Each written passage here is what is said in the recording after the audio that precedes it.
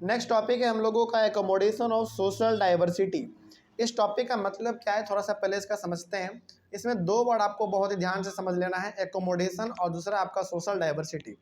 Social diversity का मतलब होता है कि हमारे समाज में आप देखते हैं ना, डाइवर्सिटी बहुत ज़्यादा है। मतलब कि हमारे सोसाइटी में, मतलब हमारे समाज में अलग अलग प्रकार के लोग हैं, लैंग्वेज अलग अलग बोलते हैं, कपड़ा अलग अलग पहनते हैं, कल्चर भी अलग अलग है। जैसे बात करें हिंदू, मुस्लिम, सिख, ईसाई, इन सब का कल्चर अलग है। कोई भाषा, अब जैसे पंजाब का भाषा अलग है, बंगाल का भाषा अलग है। तो बेसिकली हमारे कंट्री के अंदर बहुत ज़्यादा डाइवर्सिटी है। भोजन को लेकर भी डाइवर्सिटी है, कपड़ों को लेकर है, लैंग्वेज को लेकर है, बहुत चीज़ों, तमाम प्रकार की चीज़ों को लेकर डाइवर्सिटी है। तो इतना ज़्यादा डाइवर्सिटी होने के बावजूद हम लोग किस तरीके से आपस में एकोमोडेट हैं। एकोमोडेट का मतलब होता है कि कैसे हम लोग इतना ज़्यादा डाइवर्सिटी होने के बावजूद कैसे आपस में मिलजुल के रह पा रहे हैं। हालांकि देखो, आप कोई भी कंट्री उठा लो इंडिया के अलावा, वहाँ पे आपको ज़्यादा डाइवर्सिटी देखने को नहीं मिलता है। वहाँ पे या तो ज़्यादा लोग होंगे तो एक ही रिलीजन के लोग होंगे, या फिर लैंग्वेज ही बोलने वाले लोग होंगे तो एक ही होंगे, ठीक है। लेकिन इंडिया एक लौता ऐसा कंट्री है पूरी दुनिया में जहाँ पे डाइवर्सिटी सबसे ज़्यादा है, या मतलब जहाँ पे लोग अलग अलग प्रकार के सबसे ज़्यादा रह रहे हैं, ठीक है। तो इतना सारा डाइवर्सिटी होने के बाद हम लोग बावजूद कैसे एकजुट होकर रह पा रहे हैं, ठीक है, उसी के बारे में बात करेंगे। तो सोशल डाइवर्सिटी का मतलब हो गया क्या, बेसिकली अलग अलग प्रकार के लोग, अलग अलग लैंग्वेज वाले, अलग अलग कपड़ा पहनने वाले, अलग अलग भोजन खाने वाले, आगे और अलग अलग कल्चर फॉलो करने वाले। और एकोमोडेशन का मतलब होगा कि इन सबको एक साथ कैसे रखा जाता है, ठीक है। आगे देखते हैं इसमें क्या लिखा हुआ है। Democracy should produce a harmonious social life. Democracy का हालांकि रोल तो बहुत ज़्यादा है, यदि किसी कंट्री में डेमोक्रेसी है तो उसका जिम्मेदारी बहुत बढ़ जाता है। लेकिन बहुत सारे जिम्मेदारियों में डेमोक्रेसी का एक जिम्मेदारी ये भी है कि वो हम लोगों को एक हार्मोनियस लाइफ प्रोवाइड करे। हार्मोनियस लाइफ का मतलब है एकदम बिल्कुल शांतिपूर्ण जीवन, किसी प्रकार का मारपीट नहीं, किसी प्रकार का लड़ाई झगड़ा नहीं। इसीलिए आप डेमोक्रेटिक कंट्री में खास करके किसी बड़ा प्रकार का दंगा देखने को आपको नहीं मिलता है। जैसे हमारे भारत में ना, जब अंग्रेजों का रूल था तो उस समय पे हिंदू मुस्लिम में दंगा होना आम बात था, ठीक है, क्योंकि अंग्रेज अपने फायदे के लिए हिंदू और मुसलमान दोनों को आपस में लड़वा देते थे। लेकिन जब से हमारा कंट्री एक डेमोक्रेटिक कंट्री बना है, जब से हम लोगों ने आज़ादी हासिल किया है, तब से लेकर आज तक आप इतिहास उठा के देख लो, हिंदू मुस्लिम में उतना भयंकर दंगा आपको देखने को नहीं मिलेगा। या फिर कहीं पर दंगा हुआ भी है तो उसको तुरंत शांत कर लिया गया है, क्योंकि डेमोक्रेसी का मतलब ही है सभी को शांतिपूर्ण जीवन प्रोवाइड करना, ठीक है। आगे, democracy should develop a procedure to conduct competition. Democracy जहाँ पर आता है वहाँ पे कंपटीशन भी बहुत होता है। कंपटीशन का मतलब यहाँ पे बेसिकली अलग अलग पार्टी के बीच में, जैसे हमारा कंट्री एक डेमोक्रेटिक कंट्री है, इसीलिए आप देखते होंगे कि जब भी चुनाव होता है तो बेसिकली पार्टी के बीच में कंपटीशन बहुत ज़्यादा हो जाता है। जैसे आपका बीजेपी है, कांग्रेस है। बिहार के अंदर बात करें हम लोग अपने स्टेट का, तो लालू यादव का पार्टी है, नीतीश कुमार का पार्टी है, उसी प्रकार से रामविलास पासवान जी का पार्टी है। अलग अलग प्रकार के हमारे यहाँ पे भी पार्टी हैं जिनमें कंपटीशन बहुत होता है। लेकिन आप जरा सोच के बताओ, क्या जिस कंट्री में डिक्टेटरशिप रहेगा या फिर जिस कंट्री में मोनार्की वाला सिस्टम रहेगा, क्या वहाँ पे किसी प्रकार का पार्टी रहता है? बिल्कुल नहीं रहता। अब जब पार्टी है ही नहीं तो क्या कंपटीशन भी होगा? बिल्कुल नहीं होगा। इसीलिए डेमोक्रेसी में कंपटीशन आपको देखने को बहुत ज़्यादा मिलता है। आगे, no society can fully and permanently resolve conflicts among different social groups. अब यहाँ पे ये कहा गया है कि कोई भी ऐसा सोसाइटी हमारे वर्ल्ड में नहीं है, या फिर कोई भी ऐसा कंट्री हमारे वर्ल्ड में नहीं है जो कॉन्फ्लिक्ट को, यानी कि लड़ाई झगड़े को पूरी तरीके से ख़त्म कर सके। देखो, चाहे कोई कंट्री डेमोक्रेसी का हो, कोई कंट्री में मोनार्की हो, या फिर कोई कंट्री में डिक्टेटरशिप हो, हर जगह पर लड़ाई झगड़ा तो होता ही है। लेकिन ये लड़ाई झगड़ा जो सबसे कम आपको देखने को मिलता है वो डेमोक्रेटिक कंट्री में देखने को मिलता है। और ऐसा इसलिए भी होता है क्योंकि यहाँ पे कानून बहुत ही सख्त होते हैं। मतलब कि हर किसी को बराबर राइट मिला हुआ है भाई, तो कोई किसी को मार पीट नहीं सकता, ठीक है। वही बात यहाँ पे कहा गया था। To accommodate social diversities, democracy must fulfil some basic conditions which are as follows. यानी कि यदि आप चाहते हैं कि डाइवर्सिटी इतना ज़्यादा होने के बावजूद सभी लोग आपस में मिलजुल के रहे, तो यहाँ पे डेमोक्रेसी का ना कुछ फंक्शन है जो कि वो करना पड़ेगा। यानी कि डेमोक्रेसी में चीज़ होने चाहिए, तभी जाकर अलग अलग प्रकार के लोग आपस में मिलजुल के रह सकते हैं। अब वो क्या है जरा इसके बारे में देखा जाए। फर्स्ट और सेकेंड इस तरीके से हम लोग करके इसमें पढ़ेंगे। पहला इसमें कहा जा रहा है, It is necessary to understand that democracy is not simply rule by majority opinion. इसका कहने का मतलब यहाँ पे यह है कि डेमोक्रेसी यदि किसी कंट्री के अंदर है तो इसका मतलब ये नहीं है कि हमेशा जो मेजोरिटी में है वही रूल करेगा, नहीं, माइनॉरिटी में जो है उसको भी रूल करने का मौका मिलना चाहिए।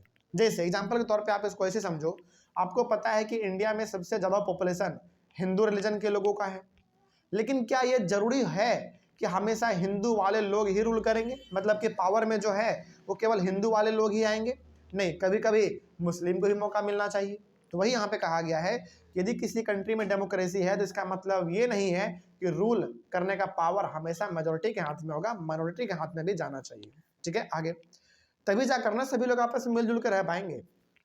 आगे, the majority always needs to work with the minority so that governments represent the general view. Majority को माइनॉरिटी के साथ मिलकर काम करना चाहिए, या फिर आप इसको ऐसे भी कह सकते हैं कि माइनॉरिटी वाले लोगों को मेजोरिटी लोगों के साथ भी मिलजुल के काम करना चाहिए, मिलजुल कर रहना चाहिए, तभी जाकर सभी पे एक समान दृष्टि बना रहेगा। या फिर आप इसको ऐसे खुद सोचो कि यदि कोई अपने आप को ज़्यादा पावरफुल समझने लगे और कोई अपने आप को कमज़ोर समझने लगे तो यहाँ पे लड़ाई झगड़ा का संभावना बढ़ जाएगा। हर कोई चाहेगा कि हमारा पावर ज़्यादा बढ़े, हमारा पावर ज़्यादा बढ़े, लेकिन यदि हर कोई एक दूसरे के वर्क को, हर कोई एक दूसरे के रेस्पेक्ट, मतलब हर कोई एक दूसरे को रेस्पेक्ट करेगा तो ऑब्वियस ये बात है सब कोई आपस में मिलजुल कर रह पाएगा। ठीक है, आगे, majority and minority opinions are not permanent. यहाँ पे ये कहा जा रहा है कि यदि कोई मेजोरिटी में है तो हमेशा मेजोरिटी में नहीं रहेगा, या फिर कोई माइनॉरिटी में है तो हमेशा वो माइनॉरिटी में नहीं रहेगा। इसका कहने का सिंपल सा आप इसको मतलब ये भी समझ सकते हैं कि यदि कोई मेजोरिटी में है और वो पावर में है तो क्या जरूरी है कि वो हमेशा पावर में रहेगा? नहीं, कभी तो पावर उसका हटना ही पड़ेगा। लेकिन कोई यदि माइनॉरिटी में है तो क्या ये जरूरी है कि हमेशा वो पावर से बाहर रहेगा? नहीं, वो भी, उसको भी कभी मौका मिलेगा पावर में आने का। तो बेसिकली कहने का यहाँ पे सीधा सा तात्पर्य ये है कि हर किसी को एक दूसरे का रिस्पेक्ट करना चाहिए और हर किसी को पावर में आने का मौका मिलता है। ठीक है, आगे, कोई पावर परमानेंट नहीं होता, वो हर मतलब समय के अकॉर्डिंग वो बदलता रहता है। ये पहला था हमारा। सेकंड, इसमें कहा गया है कि it is also necessary that rule by majority does not become rule by majority community in terms of religion, linguistic group etcetera. यहाँ पे ये कहा जा रहा है कि यदि मेजोरिटी में कोई है और रूल यदि वो कर रहा है तो इस बेसिस पे नहीं होना चाहिए कि एक ही रिलीजन के लोग रूल कर रहे हैं या फिर एक ही लैंग्वेज वाले लोग रूल कर रहे हैं, ऐसा नहीं होना चाहिए। हर किसी को मौका मिलना चाहिए, नहीं कि हर रिलीजन के लोगों को मौका मिलना चाहिए और हर प्रकार के लैंग्वेज बोलने वाले लोगों को भी मौका मिलना चाहिए रूल करने का, बेसिकली पावर में आने का। आगे, rule by majority means that in case of every decision और in case of every election different persons and group may and can form a majority. Majority का मतलब ये भी होता है कि जब चुनाव आएगा या फिर जब कोई डिसीजन लिया जाएगा तो जो माइनॉरिटी में है वो भी अपने लोगों को इकट्ठा करके मेजोरिटी में आ सके। यानी कि कहने का सिंपल सा मतलब है कि जो माइनॉरिटी में है उनसे भी राय विचार लिया जाए, उनसे भी बातचीत किया जाए, यानी कि वो भी, उनको भी तरीके से ट्रीट किया जाए, किस तरीके से, मेजोरिटी की तरह, ताकि उनको भी ऐसा ना लगे कि हमको हर चीज़ों से बाहर कर दिया जा रहा है। ठीक है, आगे, democracy remains democracy only if every citizen has a chance of being in majority at some point of time।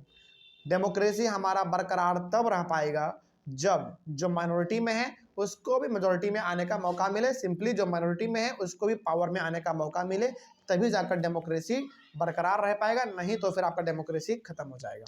ठीक है, चलिए, टॉपिक हमारा कंप्लीट हुआ। तो ये जो आपने दो देखा, फर्स्ट और सेकंड करके, इसमें आपको बेसिकली ये बताया जा रहा है कि जो मेजॉरिटी है या जो माइनॉरिटी है दोनों को पावर में आने का बराबर मौका मिलना चाहिए, तभी जाकर हमारा जो अलग अलग प्रकार के लोग हैं, जो इतना डाइवर्सिटी है, सब आपस में मिलजुल के रह पाएगा। ठीक है, आगे नेक्स्ट है आपका अगला point, dignity and freedom of the citizens. Dignity का मतलब होता है रेस्पेक्ट, मान सम्मान, इज्जत, ये सब चीज़। तो हम लोग इसमें बेसिकली डिग्निटी के बारे में बात करेंगे, मान सम्मान के बारे में और फ्रीडम के बारे में बात करेंगे, नहीं कि आज़ादी के बारे में। अब देखो, हर इंसान को अपना रेस्पेक्ट प्यारा होता है, हर इंसान को आज़ादी चाहिए, तो वही इसमें बात करेंगे कि डिग्निटी और फ्रीडम इंसान के पास किस तरीके से है, यानी कि हम लोगों के पास किस तरीके से है, या फिर है भी नहीं की, या फिर है भी कि नहीं, ये भी देखेंगे इसमें हम लोग। चलिए, पहला पॉइंट है, democracy stands much superior to any other form of government in promoting dignity and freedom of the individual. Democracy जो है ना, हर प्रकार के गवर्नमेंट से बेस्ट, मतलब जितने भी प्रकार के गवर्नमेंट है, जैसे हालांकि 3 ही प्रकार के गवर्नमेंट होते हैं। मोनार्की जहाँ पे राजा वाला सिस्टम चलता है, डिक्टेटरशिप जहाँ पे आपका मिलिट्री का हेड कंट्री को रूल करता है, और डेमोक्रेसी जहाँ पे हम लोग अपने लीडर को चुनते हैं। तो इन तीनों में से जो सबसे बेस्ट है वो आपका कौन सा है? डेमोक्रेसी आपका बेस्ट है। क्यों बेस्ट है? क्योंकि डेमोक्रेसी में आपको हर इंसान का आज़ादी दिखता है, हर इंसान का रिस्पेक्ट दिखता है। लेकिन क्या ये चीज़ आपका मोनार्की में है संभव? डिक्टेटरशिप में है? नहीं है। वहाँ पे मान लीजिए कि मोनार्की में या फिर डिक्टेटरशिप में कोई बड़ा आदमी है, वो चाहेगा ना आपको 2 थप्पड़ मार के भाग जाएगा, या फिर मार के आपके सामने खड़ा रहेगा, आप कुछ नहीं कर पाओगे। लेकिन मोनार्की में कोई आपको 2 थप्पड़ मार सकता है क्या बिना मतलब का? डेमोक्रेसी में, सॉरी डेमोक्रेसी में, मतलब मोनार्की में और डिक्टेटरशिप में कोई आपको 2 थप्पड़ मार देगा, आप कुछ नहीं कर पाओगे। यदि आपसे वो ज़्यादा पावरफुल है, आप कुछ नहीं कर पाओगे। लेकिन डेमोक्रेसी में कोई भी कितना ही पावरफुल क्यों ना हो, यदि आपको 2 थप्पड़ मार दिया ना, और आप जाके शिकायत कर दो प्रूफ के साथ, पक्का वो उसके ऊपर कार्रवाई हो जाएगा। तो ये सब जो आपको रेस्पेक्ट दे रहा है, एक तरीके से जो डिग्निटी आपको दे रहा है, जो फ्रीडम दे रहा है, आज़ादी दे रहा है, ये सब कौन दे सकता है केवल बताओ? आपको डेमोक्रेसी दे सकता है, और कोई नहीं दे सकता। आगे, every individual wants to receive respect from others. हर इंसान को रेस्पेक्ट चाहिए दूसरों से। अब बिल्कुल सही बात भी है, आप कभी भी रोड पर निकलते हो और गलती से आप किसी से टकरा जाते हैं, और यदि वो आपको सॉरी बोल दिया तब तो ठीक है, नहीं तो आपका ईगो हर्ट हो जाता है ना पूरा। अरे भाई ये टकरा भी गया और सॉरी भी बोल के नहीं गया। और यहाँ पे हर आदमी यही चाहता है, मतलब हर आदमी का मतलब यहाँ पे जो सोच रहता है ना, वो यही रहता है। कहने का सिंपल सा मतलब है कि हर इंसान को अपना इज्जत प्यारा है, अपना रेस्पेक्ट प्यारा है। तो वैसी बात है, आप दूसरे का रेस्पेक्ट करोगे तो दूसरा आपका रेस्पेक्ट करेगा। वही बात इसमें कहा गया था। Conflicts arises among individuals because some feel that they are not treated with due respect. देखो, झगड़ा होने का कारण जो है ना बहुत हो सकता है, लेकिन एक जो बहुत ही कॉमन बात है, मतलब एक कॉमन जो चीज़ है झगड़ा होने का, जो जड़ है वो ये है कि हमको ट्रीट नहीं किया गया रेस्पेक्ट के साथ। देखो कई बार क्या होता है ना, जैसे एग्जांपल के तौर पे आप इसको ऐसे समझो कि आप मान लीजिए रोड पे टहल रहे थे, भीड़ वाला जगह था, आप दूसरे इंसान से टकरा गए गलती से। अब आपने क्या बोल दिया? सॉरी बोल दिया कि सॉरी यार गलती हो गया, गलती से हम टकरा गए, ठीक है। लेकिन सामने वाला बोल रहा है ना कि नहीं आपने जानबूझ के टकराया, आप मतलब बहुत रूड तरीके से बात कर रहा है, आप जानबूझ के हमसे टकरा गए, जबकि आप सॉरी भी बोल रहे हो उसको। लेकिन वो आपके बातों को रेस्पेक्ट ही नहीं कर रहा। आप उसको आप कह के बात कर रहे हैं, लेकिन वो आपको तू मैं करके बात कर रहा है। तो बताओ यहाँ पे आपका ईगो हट होगा कि नहीं होगा? और यहीं पे क्या शुरू हो जाएगा? झगड़ा चालू हो जाएगा, फिर मारपीट चालू। तो वही यहाँ पे कहा गया है कि कॉन्फ्लिक्ट यानी कि झगड़ा होने का जो सबसे बड़ा जड़ है वो रेस्पेक्ट है। आप रेस्पेक्ट नहीं करोगे दूसरे का तो दूसरा भी नहीं करेगा, और उसी चक्कर में लड़ाई हो जाता है, ठीक है। ये बड़ा आम बात है, ये तो हम लोग अपने लगभग सड़कों पे देखते रहते हैं ना। आगे, और खास करके इंडिया में तो बहुत देखने को मिलता है हम लोगों को। आगे, the passion for respect and freedom are the basis of democracy all over the world. तो जिस भी कंट्री में डेमोक्रेसी है वहां पर रेस्पेक्ट और फ्रीडम, ये दो चीज आपको बहुत ज्यादा देखने को मिलता है। यानी कि हर इंसान का रेस्पेक्ट इंपॉर्टेंट है वहां पे डेमोक्रेसी में, और हर इंसान का आज़ादी भी बहुत इंपॉर्टेंट है। डेमोक्रेसी का ये सबसे बेसिक रूल है, ठीक है। चलिए अब थोड़ा सा हम लोग बात कर लेते हैं dignity and freedom for women, यानी कि महिलाओं के लिए डिग्निटी और फ्रीडम का क्या मतलब है, थोड़ा सा इसके बारे में बात करते हैं। Earlier most countries of the world were male dominated. यदि आप ज़्यादा नहीं, आज से लगभग 60 साल 70 साल पीछे आप चले जाओ तो आपको दुनिया के अधिकतर कंट्री ऐसे दिख जाएंगे जो कि मेल डोमिनेटेड थे, यानी कि सारा का सारा जिम्मेदारी, सारा का सारा पोस्ट, सारा का सारा काम कौन करते थे? मेल करते थे। वुमेन का कहीं पे जरा सा भी रोल देखने को नहीं मिलता था। और इसका सबसे अच्छा एग्जाम्पल आप बाहर का मत देखो, इंडिया खुद देख लो। इंडिया में भी पहले महिलाओं को वोटिंग राइट नहीं था, पढ़ने का अधिकार नहीं था, घर से बाहर निकलने का अधिकार नहीं था, दूसरे लोगों के साथ बात करने का परमिशन नहीं मिलता था। तो कहने का मतलब यहाँ पे यह है कि जिस महिलाओं को पहले रेस्पेक्ट नहीं दिया जाता था, जिनको कोई फ्रीडम नहीं था, बताओ उन महिला का डिमांड क्या रहेगा? वो महिला क्या चाहेगी? वो महिला यही चाहेगी ना कि हमको भी रेस्पेक्ट मिले, घर में बाजार में कहीं पर भी जाए तो रेस्पेक्ट मिले, फ्रीडम मिले उसी प्रकार का जिस प्रकार का मेल के पास है। तो कहने का मतलब यहाँ पे सिंपल सा है कि महिलाओं को भी अपना रेस्पेक्ट बहुत प्यारा है, अपना आज़ादी उसको भी बहुत ज़्यादा प्यारा है, ठीक है। तो उनको भी ये सब चीज़ मिलना चाहिए, लेकिन ये सब चीज़ मिल क्यों नहीं पाता बताओ? क्योंकि हमारा सोसाइटी क्या है, मेल डोमिनेटेड है, यानी कि ज़्यादातर जो काम या फिर जो बात चलता है वो मेल का ही चलता है। लेकिन आपको ये भी मानना पड़ेगा कि समय के साथ साथ हम लोग बदल भी रहे हैं, अब महिलाएं लगभग हर फील्ड में आपको देखने को मिल जाती हैं, ठीक है। आगे, but now most countries of the world treat women equally and provide all the rights to women. लेकिन आज का यदि हम लोग बात करें, आज के सिनेरियो में यदि हम लोग बात करें, तो आज लगभग दुनिया के ऐसे अधिकतर कंट्री हैं जो कि महिलाओं को इक्वल राइट देते हैं, फ्रीडम देते हैं, ठीक उसी प्रकार का जिस प्रकार का सारा राइट सारा फ्रीडम मेन के पास है, उसी प्रकार का है, ठीक है। उसमें से आपका एक इंडिया है, इंडिया में जितना महिलाओं को राइट मिला है ना, उतना कहीं नहीं मिला। आप किसी भी कंट्री का एग्जाम्पल उठा के देख लो, किसी भी कंट्री का आप कॉन्स्टिट्यूशन पलट के देख लो, आपको हर जगह पर महिलाओं के बारे में कुछ ना कुछ कमी दिख ही जाएगा। लेकिन इंडिया इकलौता ऐसा कंट्री है जहाँ पे महिलाओं को बहुत फ्रीडम है, और बल्कि बराबर फ्रीडम है, एज मतलब मेन और वुमेन दोनों को बराबर आज़ादी है। अच्छा, क्या आपने कभी ऐसा सुना इंडिया में फ्रीडम को लेकर या फिर इक्वालिटी को लेकर कि हमारा संविधान महिलाओं को ज़्यादा राइट देता है या फिर पुरुष को ज़्यादा राइट देता है? नहीं सुना होगा आपने कभी, क्योंकि दोनों का राइट बराबर है। हमारे संविधान में कहीं पर भी दो अलग पेज नहीं है, एक पेज मेल के लिए और एक पेज फीमेल के लिए जहाँ पे उसका राइट लिखे गए, नहीं, दोनों का राइट बराबर लिखा गया है, यानी कि सेम पेज पे है, ठीक है। ये हो गया हमारा डिग्निटी एंड फ्रीडम वुमेन के लिए। अब dignity and freedom caste system के लिए क्या है, जरा इसके बारे में भी देखा जाए। अच्छा, आपको ये मानना पड़ेगा कि हमारे भारत में लगभग आज से 100 साल पहले कास्टिज्म बहुत ज़्यादा था। कास्टिज्म मतलब जो लोअर कास्ट के लोग हैं उनको देखना भी पसंद नहीं करते थे अपर कास्ट के लोग, यानी कि अनटचेबल, जिसको हम लोग आम भाषा में कहते हैं छुआछूत। लोग इस चीज़ के पहले बहुत मानते थे। गलती से भी यदि लोअर कास्ट का लोग अपर कास्ट में टच हो जाता था, एग्जाम्पल के तौर पे ब्राह्मण में, मान लीजिए कि ब्राह्मण में एक दलित जाके टच हो गया, दलित मतलब लोअर कास्ट और ब्राह्मण मतलब अपर कास्ट पहले के हिसाब से, यदि गलती से दलित का आदमी ब्राह्मण के साथ टच हो गया या फिर उसके गली मोहल्ले से भी गुजर गया, उसको बड़ा गंदे तरीके से लोग मारते पीटते थे। लेकिन क्या ये चीज़ आपको आज दिखता है क्या? ऐसा आज दिखता है क्या आपको? नहीं, आज हर आदमी जहाँ चाहे वहाँ जा सकता है, बिल्कुल ऐसा आपको दिखता है आज। तो कहने का मतलब कास्ट सिस्टम में भी डिग्निटी हम लोगों को मिला है, यानी कि रेस्पेक्ट मिला है, और फ्रीडम तो मिला ही है। अब चाहे आपका अपर कास्ट हो, लोअर कास्ट हो, मिडिल कास्ट हो, कोई भी कास्ट हो, हर किसी को इज्जत मिला हुआ है, रेस्पेक्ट हमारा संविधान देता है, हमारा जो कॉन्स्टिट्यूशन है सबको रेस्पेक्ट देता है, सबको फ्रीडम देता है, लोग वो भी इक्वल, ठीक है। आगे, earlier caste inequality was common in our country, specially untouchability. वही बात है हमने जो कहा कि हमारे कंट्री में पहले इनइक्वालिटी कास्ट सिस्टम में बड़ा कॉमन बात था, और वो सबसे बड़ा एग्जांपल किसका है? अनटचेबिलिटी का, यानी कि छुआछूत वाला जो समस्या था वो बड़ा खराब था।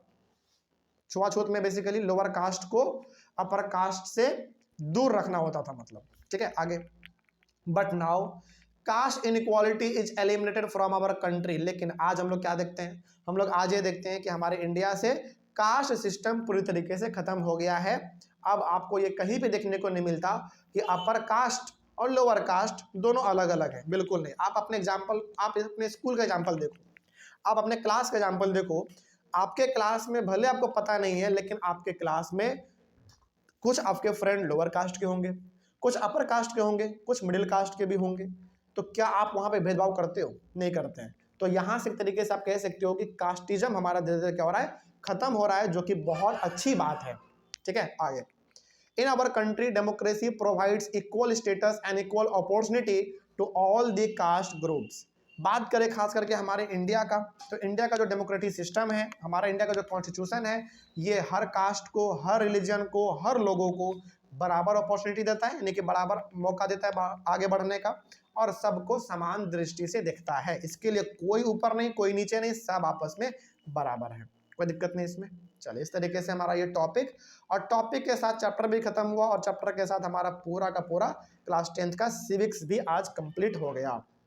क्या क्लास 10th के किसी भी चैप्टर में आपको कोई दिक्कत, सिविक्स में खास करके?